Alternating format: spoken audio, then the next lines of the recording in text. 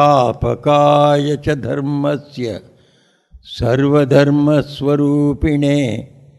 Avtar वरिष्ठाय Ramakrishnaaya te namaha.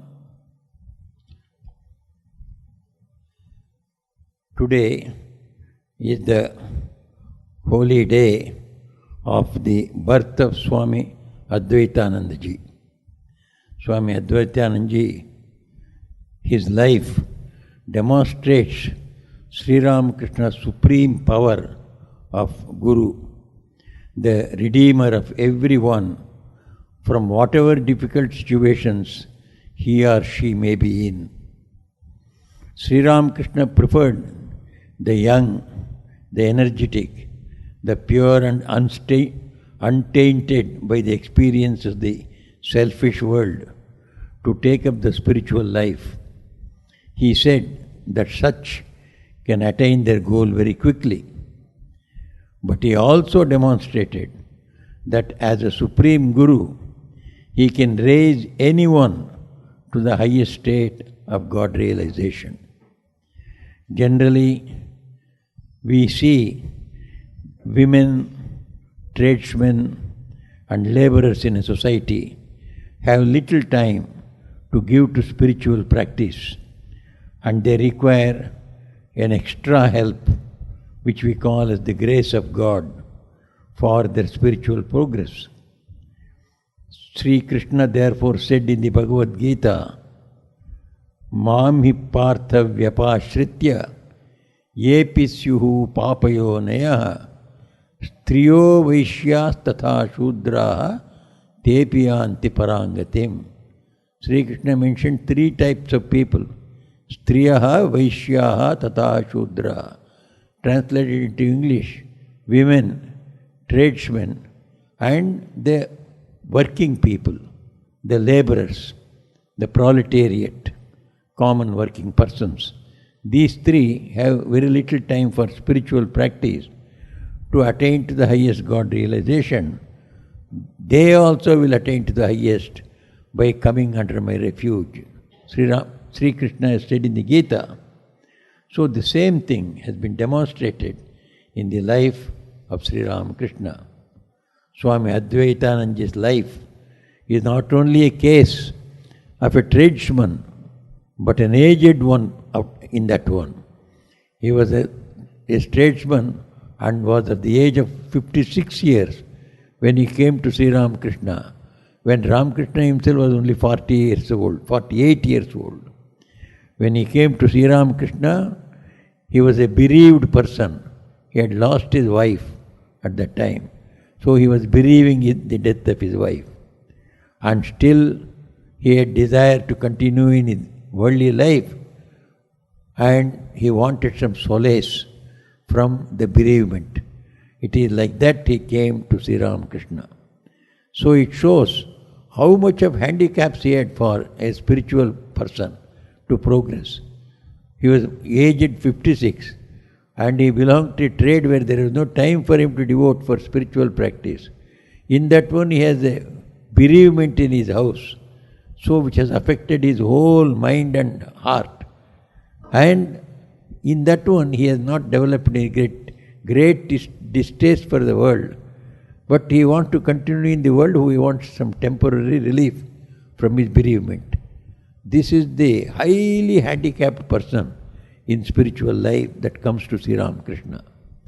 How such a person also, with so many handicaps for spiritual life, by coming under the magic touch of Sri Ramakrishna, became one of the immortal apostles is the fascinating story of Swami Advaitananda Ji we are going to consider today. Swami Advaitananda Ji was born to his father Gopal Chandra Ghosh. No, his father's is Govardhan Ghosh. In 1828, we know Sri Ramakrishna was born in 1836. He was 8 years earlier to that. He was born at Rajpur, Jagaddal, a place in 24 Parganas district of Bengal. This place is about 25 miles north of Calcutta. So because he was 56-year-old when he came, Sri Ramakrishna used to jocularly call him Buddha Gopal, the old Gopal. There was one younger Gopal, Nitya Gopal. So he was called younger Gopal, he was called Buddha Gopal, old Gopal. But the other disciples of Sri Ramakrishna, like Swamiji, Rakhal Maharaj and others, they used to call him Elder Gopal, Gopal Da. Dada means there in Bengali, elder brother. So Da, he is reduced to Da. So he was called Gopal Da. And the Gopal worked, this Gopal Chandra Ghosh, before he came to Sri Ramakrishna, he was working in a small shop which sold household goods and other small things. There is a small petty things shop at China Bazaar, Calcutta.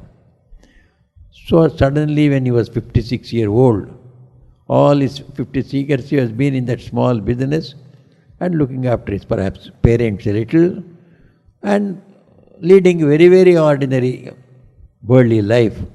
He lost his wife when he was 56-year-old and that was too much for him to bear. So he was unbearable, the misery was unbearable. Then one of his friends was one Dr. Mahendra Paul. Mahendra Paul was introduced to Sri Ramakrishna earlier.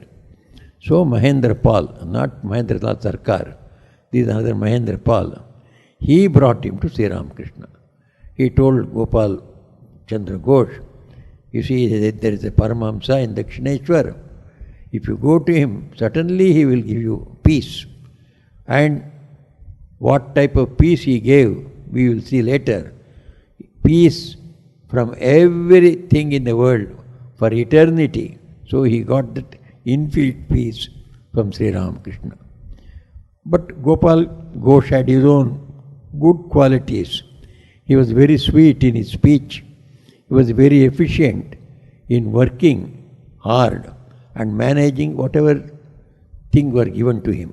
He used to manage that affairs of the small shop very well, very efficient, very dedicated to his duties. All his life, these traits were there in him. Gopal's desire, he came to Sri Ramakrishna, and the first visit to Sri Ramakrishna was in 1884. So the friend, as we have already seen, Mahendra Paul, he brought him, and then Sri Ramakrishna inquired a few questions. Where are you from? What are you doing? Etc. And the friend replied that he has lost his wife, he has come for consolation. Sri Ramakrishna was talking to others. Gopal Da, this Gopal Chandra Ghosh, heard him. He was not impressed.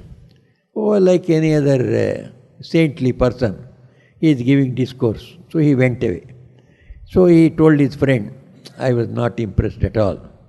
Then Mahendra Paul told him, you see, it is not possible that on the very first visit you will be able to know the greatness of a man.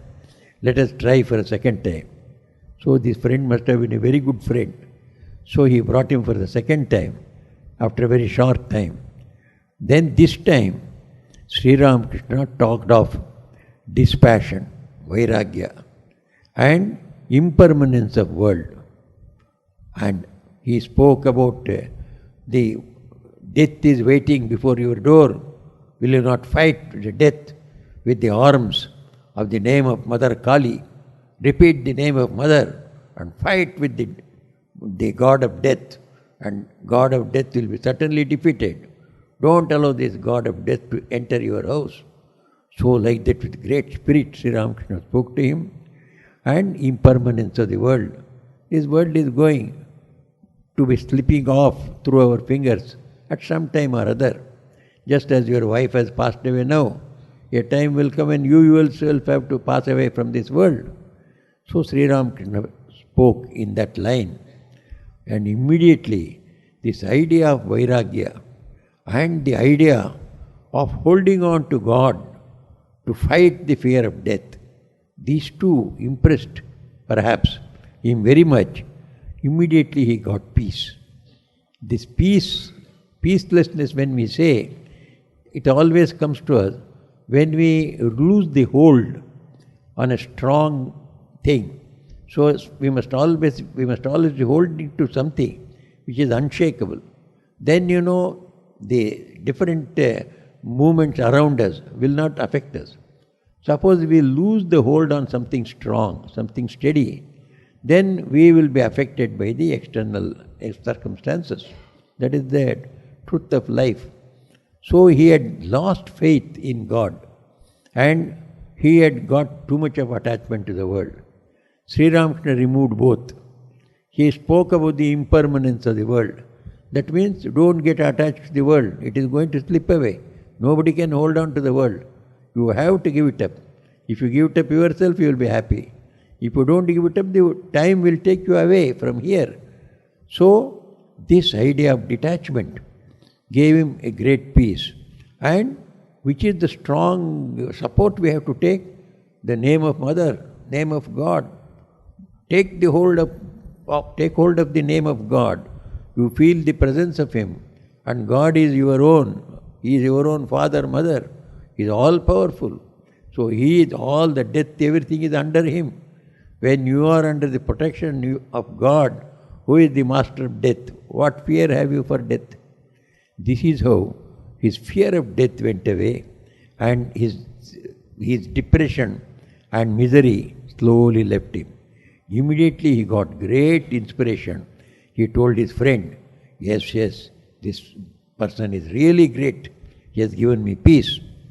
Then, so he started coming to him again and again to see Ramakrishna. Then after some time, he was telling, Master possessed me. I could not leave Sri Ramakrishna for more than a day or two. Every second day I had to go. Amidst his business also, he would go to Sri Ramakrishna now and then. And then he used to say, even when I am doing my duties, I could not forget him. It is very hard to forget him. So therefore, always if I forget him, I used to feel a pain in my heart. That means so much of love he has developed towards his Guru. And day and night, thoughts of his Guru haunted him. In a way, Sri Ramakrishna possessed him. Then frequent visits to Dakshineshwar became his habit. Then Gopal Chandra. So he was sweet in speech, as I have already told you.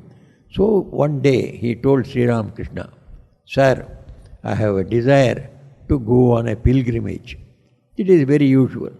Whenever people turn to spirituality, first thing they think of is, let us go to pilgrimage. Because that is what they have missed. During their worldly life, they go to dinner parties, they go to cinema theatres, they go to all sorts of secular things, never to any spiritual place. The first turn to spiritual life usually takes the turn of a desire for visiting sacred places and sacred people. So naturally, first turn is in his spiritual life, he developed a desire for pilgrimage.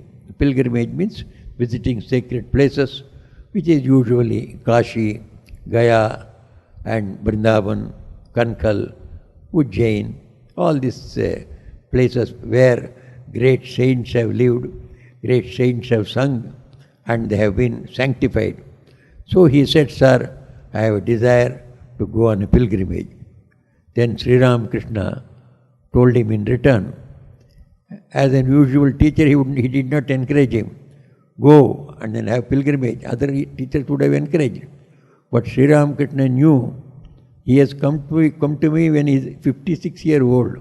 If he starts going on pilgrimage now, by the time he will finish his pilgrimage, he may be 60 years old. He will become more and more unfit for doing something in spiritual life. But to come under me means to come under Sri Swami Vivekananda. To come under Swami Vivekananda means you must practice what you say. Saints that were developed by Sri Ramakrishna, those people who became great realizers of God, They were not ordinary people under Sri Ramakrishna. They had to practice and then only preach. Otherwise, Sri Ramakrishna did not give any permission for them to teach. So, he knew that his time is very precious. So, Sri Ramakrishna told Gopal Da, the elder Gopal, to seek God here and there is ignorance. You do not know anything about God. But to know that God is here, so this is real knowledge. Real knowledge should not make you think that God is there in Kashi or God is in Vrindavan. It should make you feel God is here.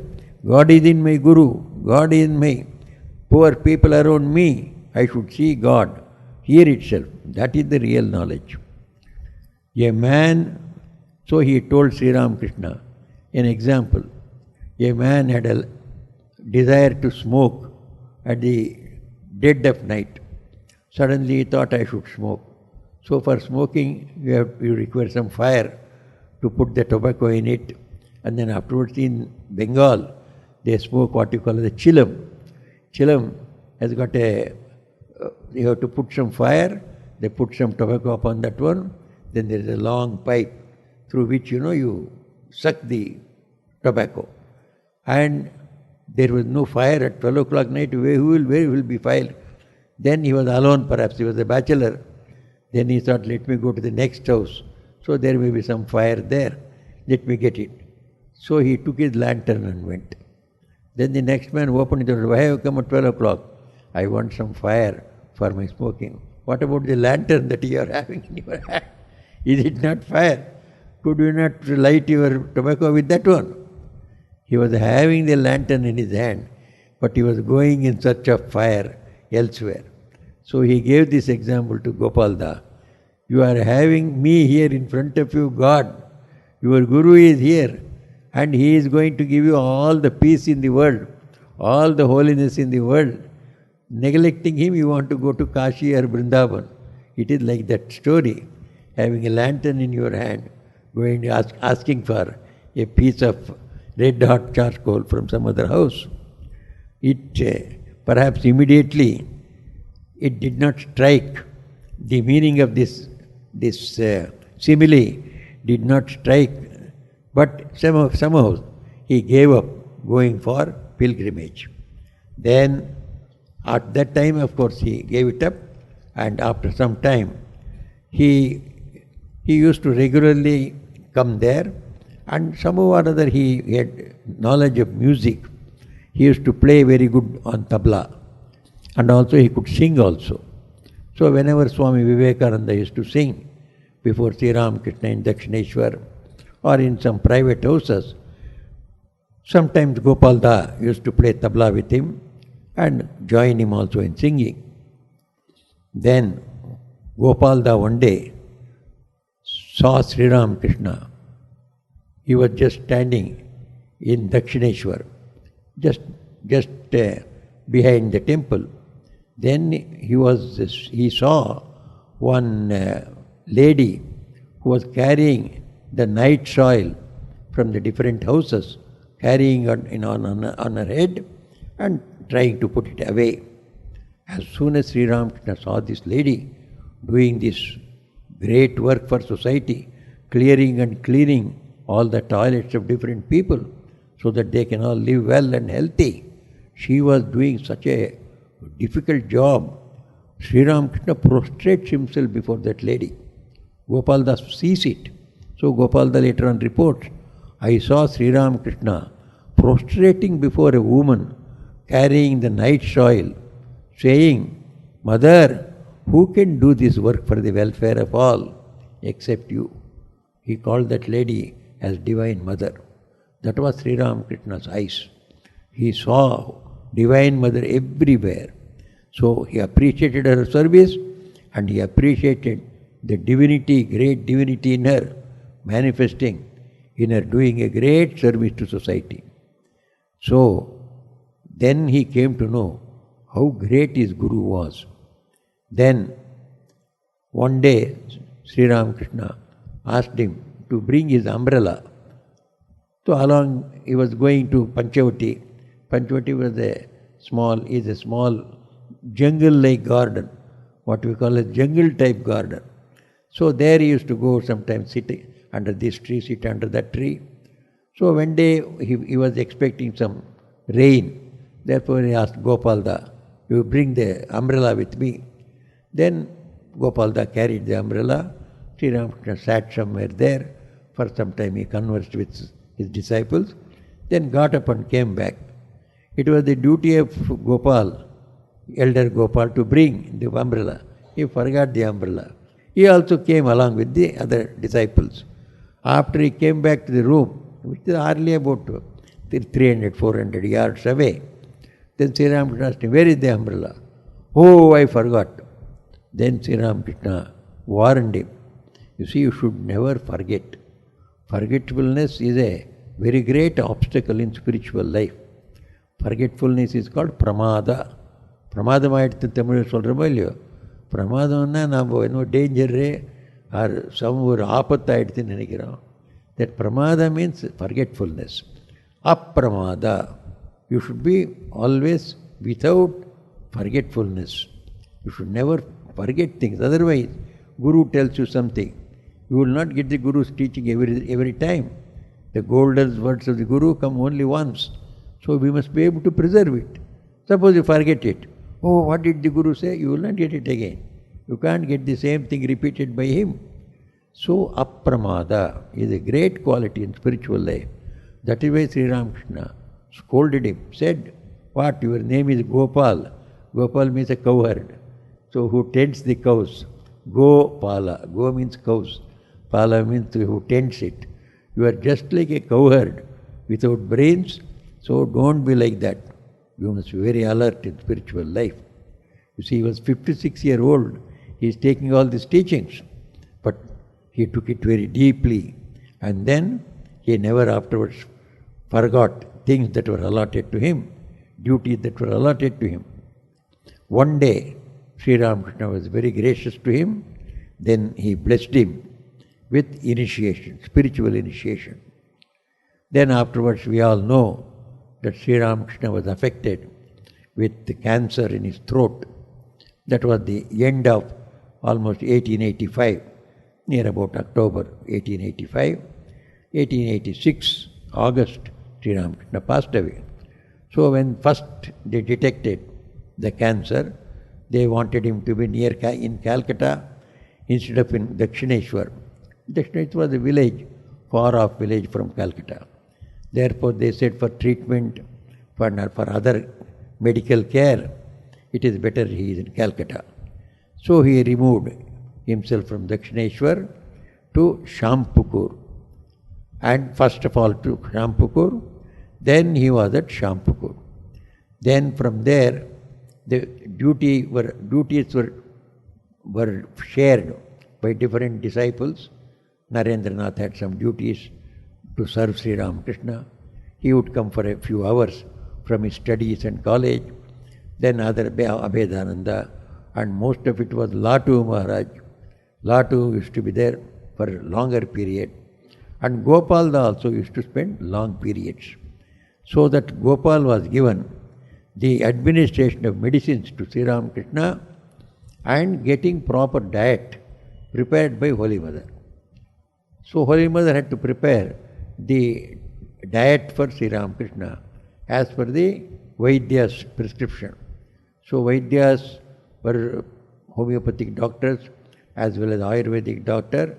In those times, even the allopathic doctors, they used to prescribe some disciplines in eating. Without proper discipline of food, the medicine cannot be very effective.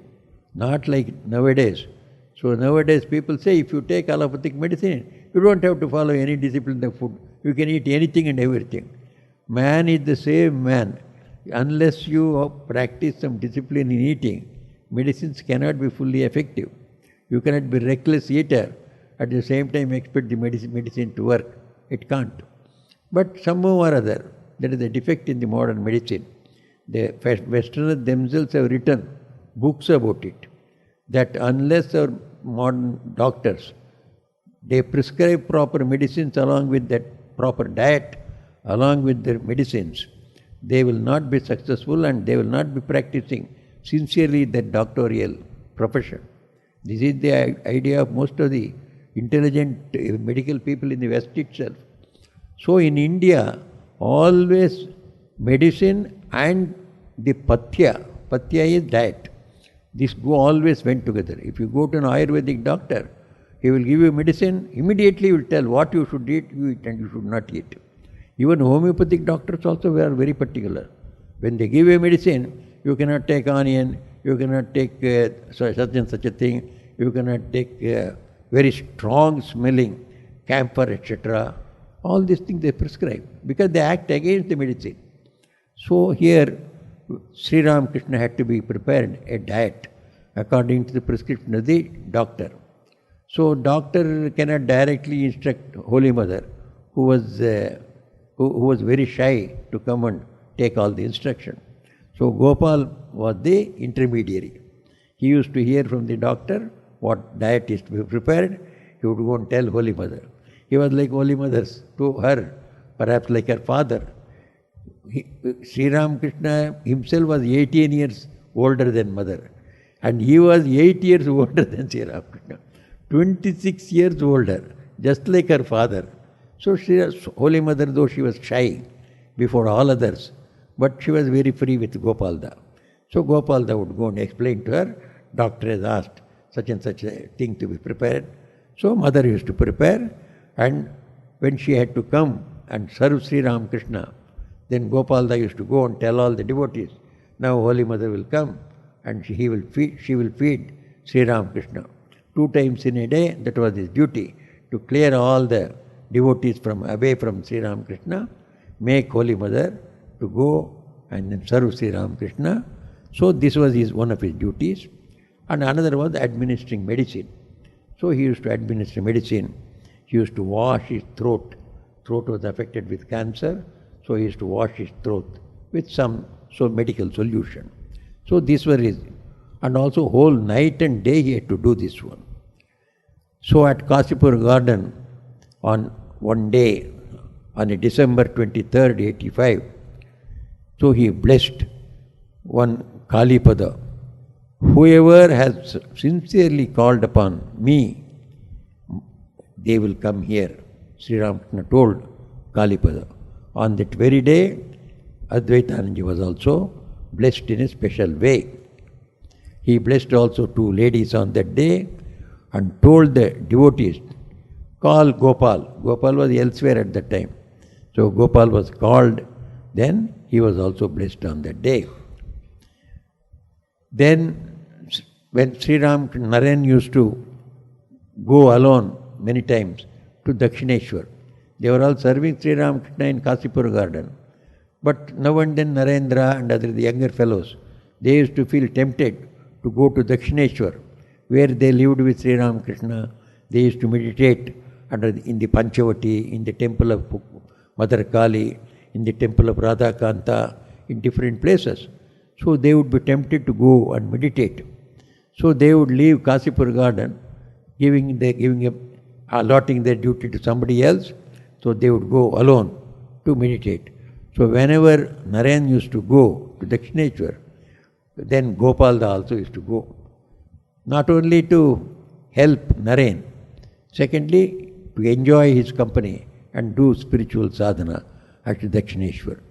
So at 9 p.m., so he went there, and at 9 p.m. and meditation under the bale tree, and Gopal, the whole night they would meditate, come next day morning to Sri Ramakrishna.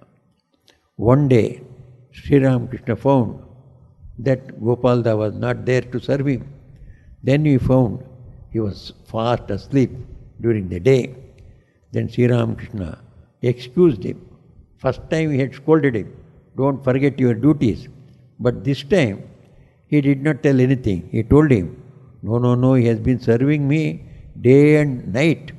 So whole night he has kept awake for me. So allow him to have some rest.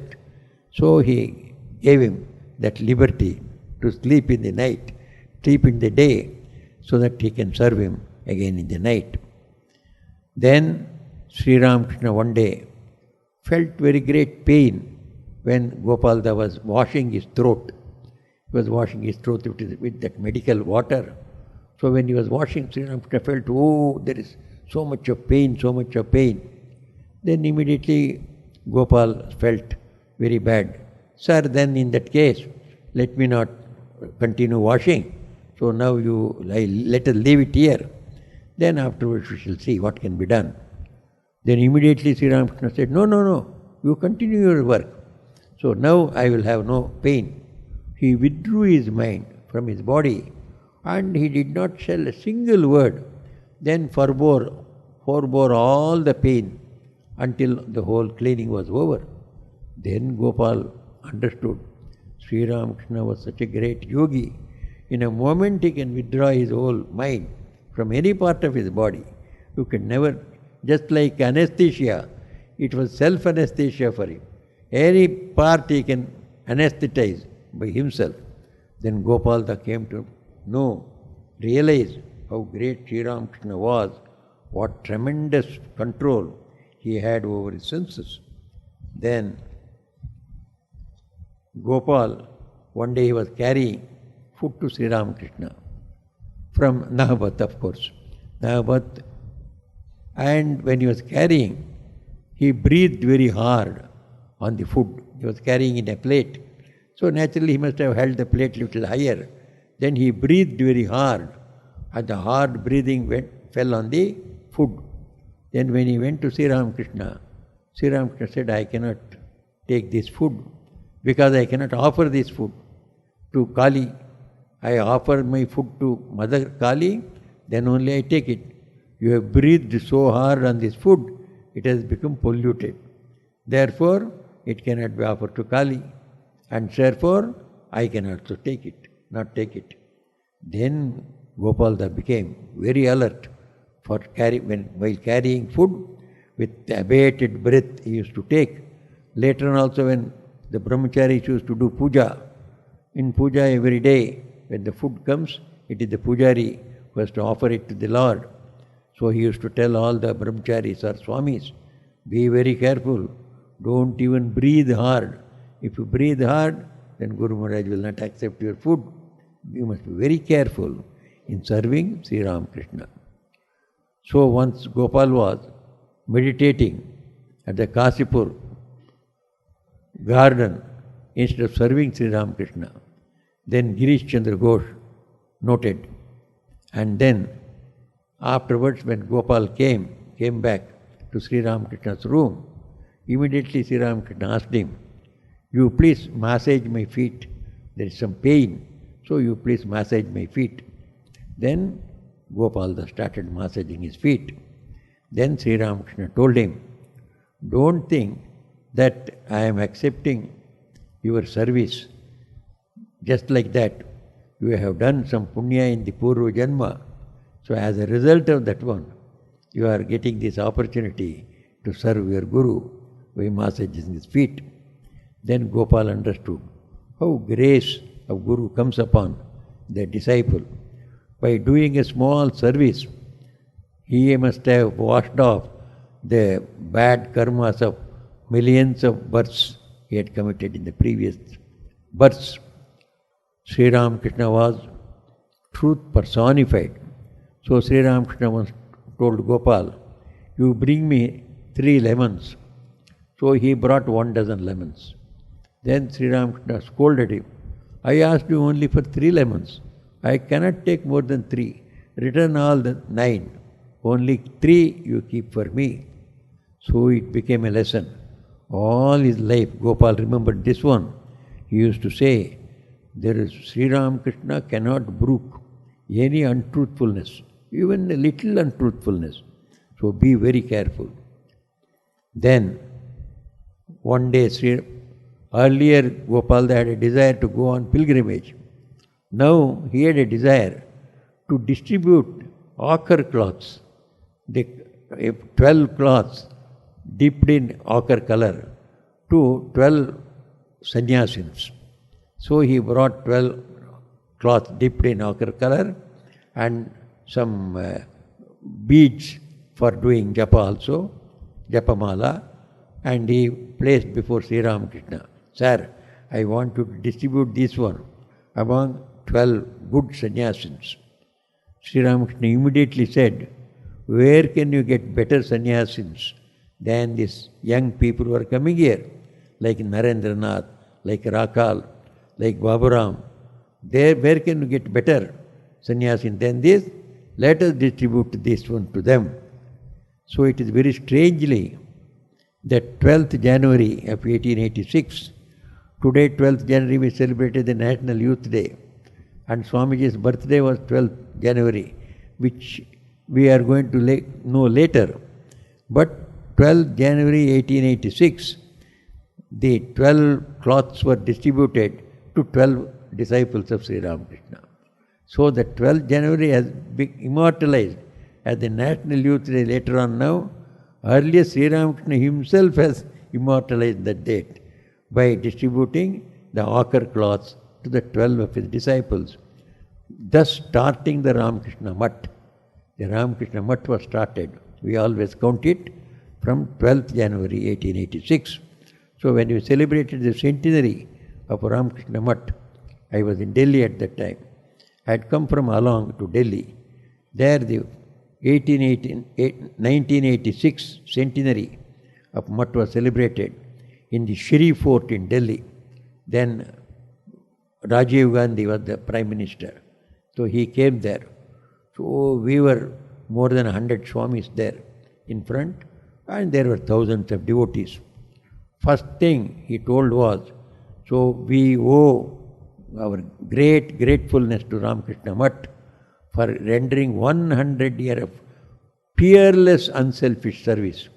Then he said, I have gone to the long off place like Along, where in Arunachal Pradesh, where I could not expect anything. There I found a heavenly abode of Ramakrishna mission there. Then he referred to the work. So this is how mission has served the nation. When we give money for relief, he said, of our 100 rupees we give for relief, hardly we can imagine, only 10% of it reaches the people. All the other is pilfered off here and there. Whereas when we give 100 rupees to Ramakrishna mission, some more will be added in the form of their love and compassion. So it goes as 120% to the people. So he was praising to the heaven. So this 1886 is the beginning of Ramakrishna Math. So Gopalda was responsible for it. So he brought the 12 cloths, so gave it to 11 young disciples of Sri Ramakrishna, who later on became monastics. And one was reserved for Girish Chandra Ghosh. Girish Chandra Ghosh, though outwardly he was a householder, fully inside he was like a monk. So on the great day on which Swami Vivekananda as Naren attained Nirvikalpa Samadhi, that was the 6th May 1886, and Narendra sat for meditation. He went into Nirvikalpa Samadhi, forgot about his body, mind, about the whole world. He was lost in Brahman.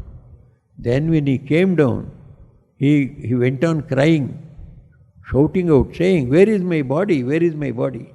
He is not aware of his body. He has gone out of the body. Just as sometimes we go into deep sleep, when we get up, we do not know where we are there at all. We find all around. It takes about 5 minutes for us to know where we are. So it is something like that. He has gone out of his body and merged himself in Nirvikalpa Samadhi. When he came back, he was asking everybody, "Where is my body? Where is my body?" And others are seeing a halo around his head. Only a light is there in place of Narendra. Then immediately Gopalda went to Sri Ramakrishna, who was on the upstairs of Kasipur Garden House. He told him, "This is what has happened." He is crying, "Where is my body? Where is my body?" Sri Ramakrishna was never perturbed at all. He was very calm and said, "Let him stay in that state. He has prayed to me for that state. for a long time. Now he is enjoying it. Let him enjoy it. Then after some time, Swami Vivekananda became normal. Then we all know Sri Ramakrishna passed away on the 16th August 1886. Then later on, all the disciples of him, they left the Kasipur garden house, which was a rented house. Then they went over to a place called Varaha Nagar. There they hired a haunted house. Because it was cheap. They could get for cheap rent of 11 rupees a month. So they could get a big bungalow. Because who will go there? It's a haunted house. Not only the ghosts are there, under that, on the ground also, it's all jungle everywhere. Serpents are there, scorpions are there. Who will stay there? No human being. Even devils would not stay there. But they said, we will stay here because we want a shelter. So all these young disciples, they formed the Ramakrishna Math. That is the first Ramakrishna Math in Varaha Nagara. So in Varaha Nagara, Baranagor. So the first Ramakrishna Math was formed. Then most of the direct disciples, they took sannyas in front of the picture of Sri Ramakrishna. In sannyas, there is two types of sannyas. One is called the Vidvat sannyas. Another is called the Vividisha sannyas. What all of us have got is Vividisha sannyas. Vividisha means Vetum Micha Vividisha. In search of the knowledge of Brahman, we have all put on ochre cloth. That means we are all sadhakas. We are aspirants for Brahmajnana. So for that, the ochre cloth helps us. Whereas Vidvat sannyasa is those who have already realized Brahman. Only to show to the world that they are all Brahmajnanis. So they put on Gerua. So they don't require any ritual. So Swami Vivekananda and all of them, they put the picture of Sri Ramakrishna, worshipped him, did some simple puja and homa, and all of them donned the ochre robe. Then Gopal also became Advaitananda. Swami Vivekananda must have given that name, so he got the Advaitananda. Then, so Advaitananda was the senior most of the sadhus in age. So all the youngsters, they used to have a lot of fun with him. Always it is a joy, the elders and the youngsters. So being with one another, out of love, they used to have a lot of practical jokes with them. So Swami Akhandanandaji was one of the foremost in making fun. So one day, Gopalda was about to sleep. So he had arranged his simple bed, perhaps a mat and a pillow, and he had gone to just wash himself and come and sleep. When he has gone out for washing, then Akhandanandaji went and then took away the pillows and put some bricks in its place. Then 3 or 4 bricks he kept in place of the pillows and went away. Then Gopalda came and then he thought, who might have done this?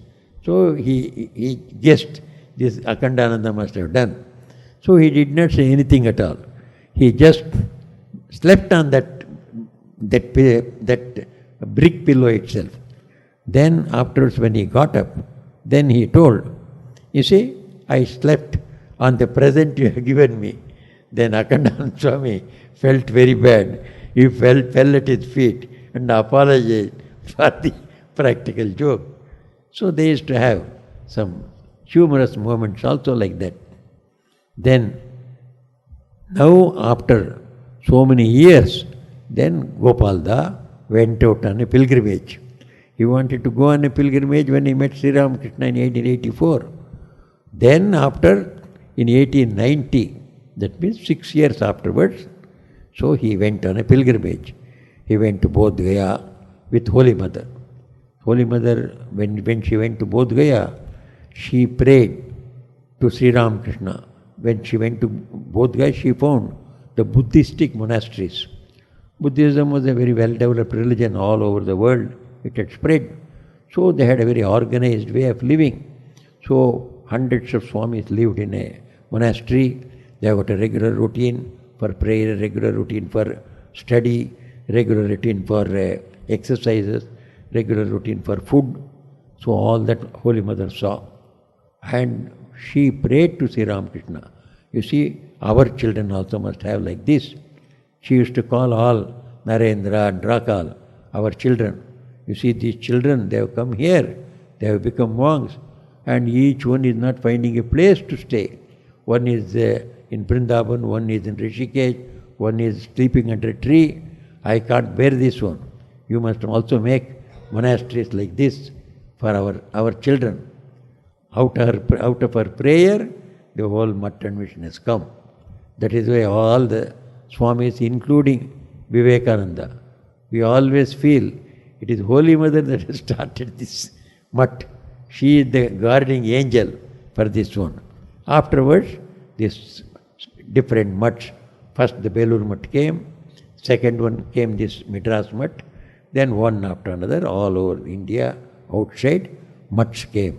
All was due to Holy Mother's visit to Bodh Gaya.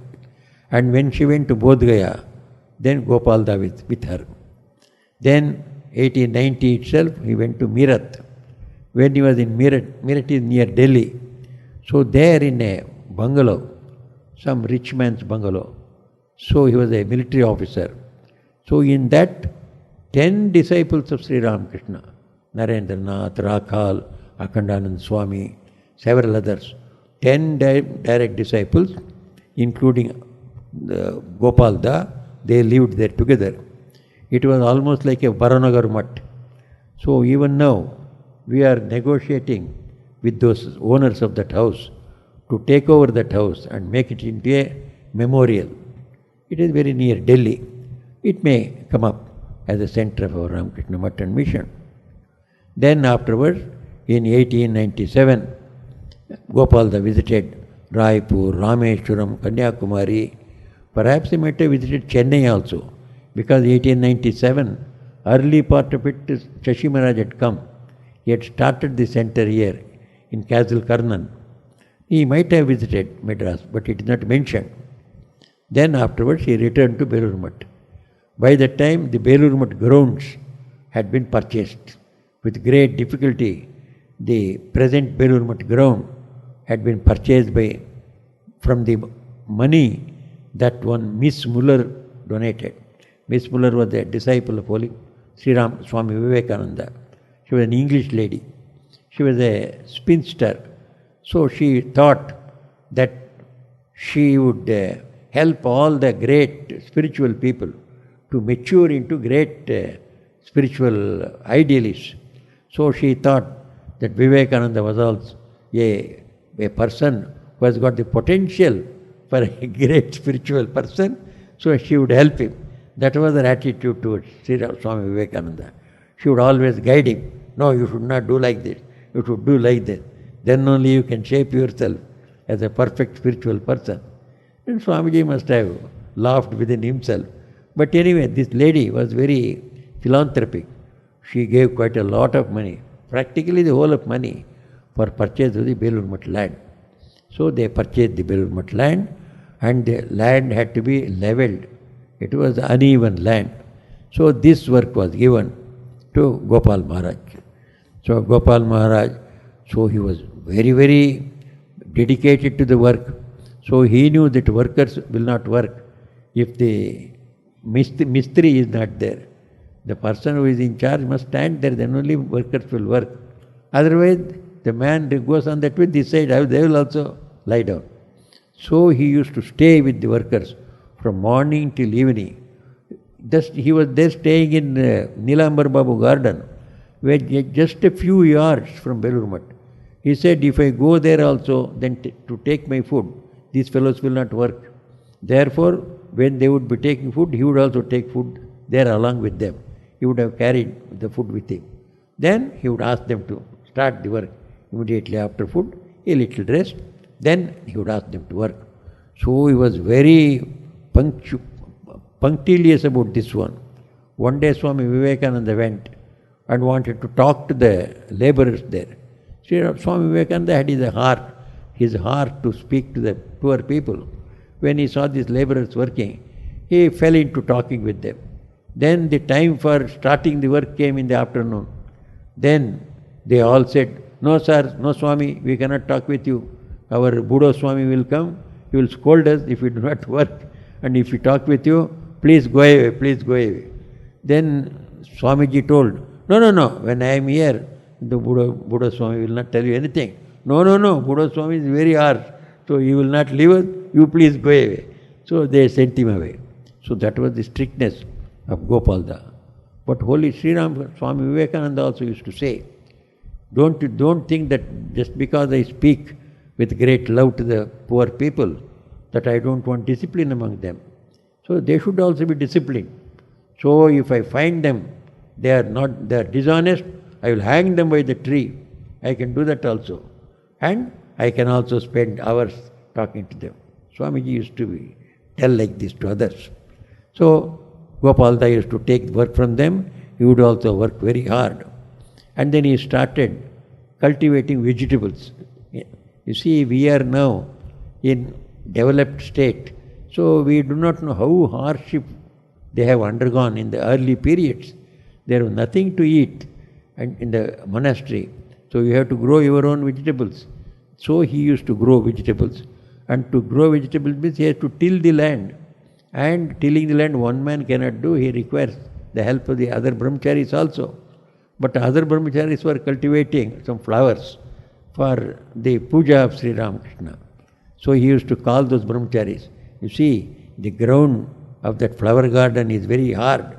Don't do any cultivation there. You see, this ground for this vegetable is very soft. You come here, this is a light work. It was the reverse. This was very hard and that was very soft. He used to cajole them. And then they would not oblige. They have been given that duty. They would not care for him. So he would be very much hurt. Once he went to Holy Mother. So now and then he would carry the vegetables that are grown in the mud, carry it to Udbodhan on the other side of Ganga, and the vegetables he used to give to Udbodhan, to Holy Mother. Holy Mother would be very happy. And then he would complain to Holy Mother, "Mother, you see, I want to grow all these vegetables so that Swamis can have some good food. But these brahmacharis do not cooperate with me at all. When I tell them, they never care for me, they never come and help me." What can mother say? Mother loves the brahmacharis also. Mother loves this senior Swami also. So mother said, "Look, Gopal, see, you are a chip of the old block. You are of the old tradition. You have got your dedication, you have got your love. So you are working very hard for the sake of the other Swamis in the mutt. You continue to do that. And about the brahmacharis, what can you do? The present day brahmacharis are like that. We have to put up with these people. There is no other way." So she advised both. So have love for these younger fellows also. Don't expect them to be like you. But at the same time, your work, hard work, I appreciate. You continue your own work. So he was satisfied with the reply. He came away. So Turiyananji, whenever he used to see Gopal Maharaj, he used to praise him. Turiyananji, we once told about Gopal Maharaj. Here was an old Swami who came to Sri Ramakrishna in an old age, but he was so perfect in his work as well as worship. So his meditations and prayer he never missed. At the same time in his work also, he was so punctual. So we have to learn from him. Then Sri Ramakrishna one day appeared to Swami Advaitananda. What was the reason? On that day he had scolded many brahmacharis for not doing certain things in a certain way. So Sri Ramakrishna appeared to him and then told him, "Don't scold the brahmacharis, I am in all of them. I am living in all of them. So don't scold." So he came and told, today Sri Ramakrishna appeared and revealed himself that he is in all the brahmacharis. Therefore from today I will never scold anybody. So he was so plain. So he came and told the same thing to others. Then Swami Vivekananda was the person who kept up the whole monastery in full joy. So with all the austerities there, the humors and the jokes and the light-hearted remarks of Swamiji kept the whole mutt always giggling and in laughter. So he would write poetry over Swami Advaitananda and read it to others, that he is a great abbot, he is the Mahanta of Belur Mutt, so he is the Mandaleshwar. Like that he would praise him. So he would write poetry and tease him also. Then he asked one day, so Gopalda, you are living here along with all the youngsters. All youngsters have to read the Sanskrit grammar. You should also read. So then Gopalda started reading grammar. So under the teacher, Laghu Siddhanta Kaumudi, he started reading because Swamiji had asked him. So obedient he was to show the path to the youngsters. Obedience is one of the greatest qualities that we required. At that time, at this time also. Swamiji was very particular. Everybody wants to be a leader. Nobody wants to obey. So first learn to obey. Then you will become a real leader. This was Swamiji's one of the greatest statements. In this country, the curse is everybody wants to become a leader. So nobody wants to obey. Learn obedience first. So all these great people showed the path to us. Being the senior most, he obeyed Swami Vivekananda and learned Sanskrit grammar. And Swami Vivekananda is also to tease him. Now you are the abbot, you are the Mahanta of Belur Mutt, we must all serve you. So he would call for all the brahmacharis, hey, bring 10 liters of milk, we shall give Ksheerasnana, a bath with milk to the senior most abbot. So he poured 10 liters of milk over the head of Advaitananda Swami, then washed him, then afterwards gave him some good cloths and said, you are the head of this center, so we are all your followers. Like that he used to make lot of fun, practical jokes with him. So Gopal said, once it was reported to Gopal, one of the ducks that Swami Vivekananda had reared up, it died. Why did it die? It got breathing trouble. And because it was the rainy season, it got breathing trouble and it died. Then Gopalda said, what? The ducks which are in water always, for them what does the rain make any difference? So this is Kali Yuga has come. That is why ducks also sneeze and get choking of breath and they die. So Kali Yuga has come now, he used to say. So he was very simple in that way. Then he became a trustee. You see, the temporal qualification or secular qualification was no consideration at all in the spiritual life. So Swami Vivekananda made him a trustee of the Ramakrishna Math and Mission in 1901. And then in the very next year, he made him as one of the vice presidents. So he was vice president when he passed away.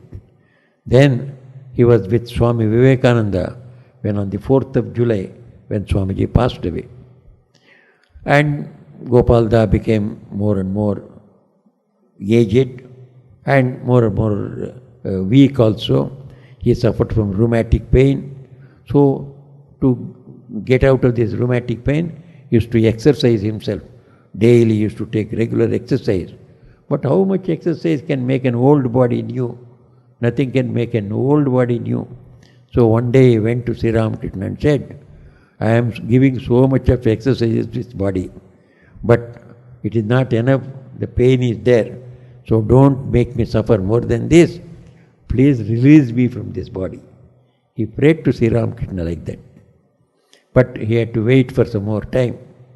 Then Gopal, he with all that pain in his body and other frailties of old age, he would never accept any service from others. Then he used to sing every day before Sri Ramakrishna, and as I have already told, he used to play tabla with other people who sang. He chanted Gita every day, and at other times he used to copy from Upanishads, from Bhagavatam, etc. Some enjoyable passages. Then there used to be joke between Subodhananji and himself. Subodhananji was a great votary of tea. So he loved tea. As we all know, Swami Subodhananda was one of the youngest disciples of Sri Ramakrishna. Subodha Balaka. He is called the child. Sri Ramakrishna called him Koka. Koka is a small baby, small child. So this Subodh, he was very much attached to tea. So he always used to eulogize, oh, tea produces, every drop of tea produces blood, healthy blood for man. So we should take tea. Then Gopal Maharaj was the opposite. He used to say it will produce the blood dysentery, don't take tea. So there would be argument between them. So when Subodh used to say, no, Gopal, you are wrong. You have become old, you do not know. Latest theory is that every drop of tea produces a drop of healthy blood. Is it so? Then take more tea, take more tea. He used to encourage. These are they used to have a lot of joke between themselves. Then in 1909, that was the last year of Gopal Da, last days, he developed so many other troubles, along with rheumatism, he had stomach trouble, then he has got, so he went, he could not bear the stomach trouble. He went this time to Sri Ramakrishna with serious prayer. He stood before Sri Ramakrishna in the shrine of Belur Math. He said, Master, please relieve me from this pain. I cannot bear this anymore. Then Sri Ramakrishna perhaps obliged. Then, before passing away, he had a vision of Sri Ramakrishna. And that vision was a unique one. Nobody else had a vision like that. What was that vision? He saw Sri Ramakrishna standing there like a Vishnu with a gada in his hand. Then he was surprised. Then Gopalda asked, Prabhu, O Lord, what is this new form of you with a gada in your hand? He said, yes, this gada is to destroy all the old and useless things and create new society, new age. So this gada is to destroy all the old, with oldish things, and new things will come, and healthy things will come. So he had a unique vision like that, and then this time I will destroy everything, doubts and delusions about religion. I shall rebuild the real religion. That was what Sri Ramakrishna said. So on the last day, Gopalda appeared very normal. So he appeared free from all his trouble. He drank lemon juice on that day and took a little milk also. And then he looked very cheerful. And Dr. Matilal came. So he was looking at Matilal and telling him that everything is all right, I am very happy. Then Swami Premananda came and found him almost on his last period of his life in the body. He poured some Ganga water in his mouth. Then as soon as he drank the Ganga water, then the face of Gopalda shone with a divine light, and he became so beautiful as a young man. So he left the body at 4:15 p.m. on Tuesday the 28th December of 1909. He was 81 years old. So he was cremated at the Belur Math itself.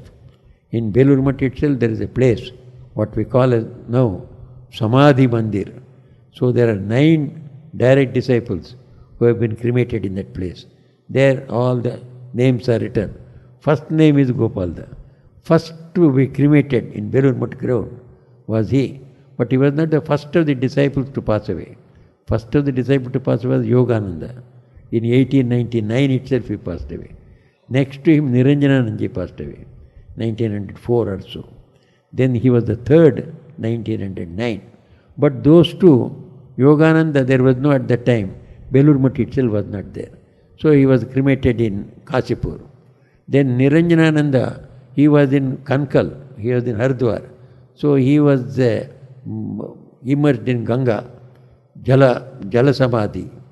The third Swami, when he passed away, Belur Mutt was there, 1909. So he is the first name in the 9 list. So next to him is Shashi Maharaj. Ramakrishnananda comes, 1911. 1909 in Samadhi Mandir is Advaitananda, then Ramakrishnananda is the second person. So he passed away when he was 81 years old. He has left a great legacy behind him. Sri Ramakrishna was great in his genius to turn dust into diamond. Gopalda is an example of how an ordinary person, without much education, wealth, or even normal physical abilities, can hope to reach the highest goal of God realization by the grace of a great Guru. May all of us seek refuge in Sri Ramakrishna, Holy Mother, Swami Vivekananda, and all his disciples, so that our spiritual journey also becomes smooth and successful.